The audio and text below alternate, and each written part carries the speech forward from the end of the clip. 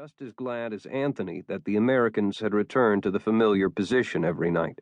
That added firepower, so close to the guard post, had helped keep the peace. It had been a tactical decision to use U.S. troops as reinforcements at checkpoints along the main roads in Afghanistan.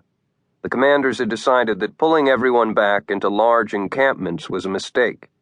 It simply surrendered the night to the relentless enemy.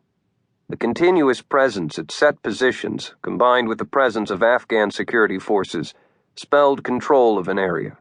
Control meant security, and security provided the bridge to establish regular commerce, so people could start living without fear again in this devastated country.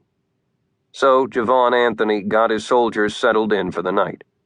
The fighting holes were lined with sandbags, as were shallow revetments in which the Humvees could park nose first. The .50 caliber machine guns were still above ground, with a complete sweep of the surrounding area.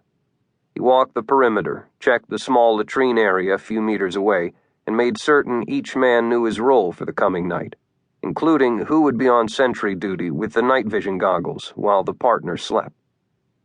He took a final look down at the road checkpoint as the oncoming darkness flooded over the mountains, chasing the fading twilight from the western sky.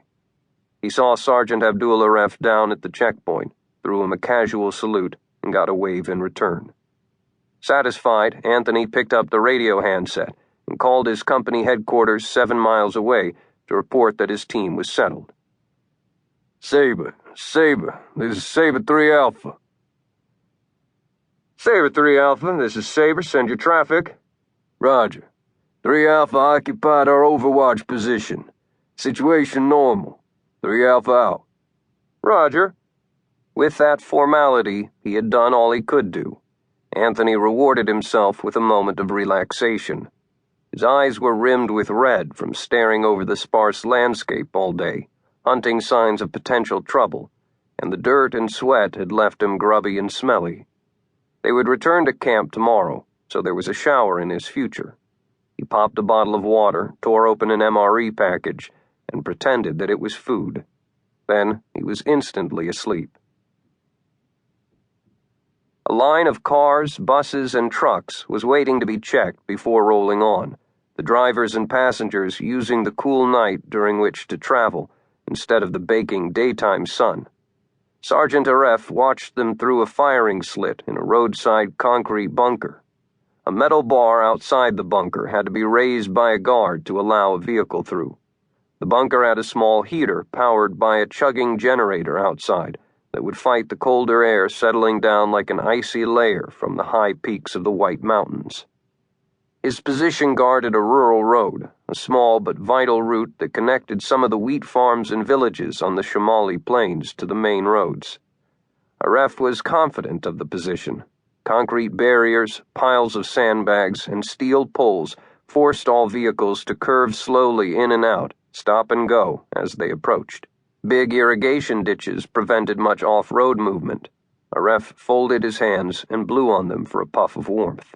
The steep little single-lane road at the mouth of the Panjshir Valley had been used back when American Special Operations teams were chasing Osama bin Laden through the valley and into Pakistan, only a dozen miles away. That had given the entire region a mystique among Afghans.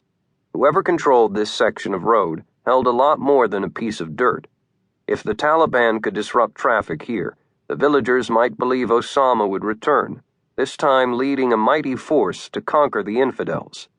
Afghans knew from their long, fierce history that eventually they always won, however long it might take and whatever the price. Aref's men were allowing one vehicle at a time into the cordoned parking space where a final search was done. It was a slow process, and the drivers were growing impatient as the long line of SUVs, private cars, jammed buses, big trucks, and pickups waited to be cleared. Diesel and gasoline engines spewed noxious fumes. Windows were down, and music came from radios. Some drivers and passengers got out of the vehicles to talk while waiting their turn at the gate. Soldiers were gathered around a small fire off to the side, brewing tea. There was no moon tonight, but the sky was smooth and so clear that stars blinked like little warning lights, although they could not be seen from the checkpoint, where 2 racks of bright flood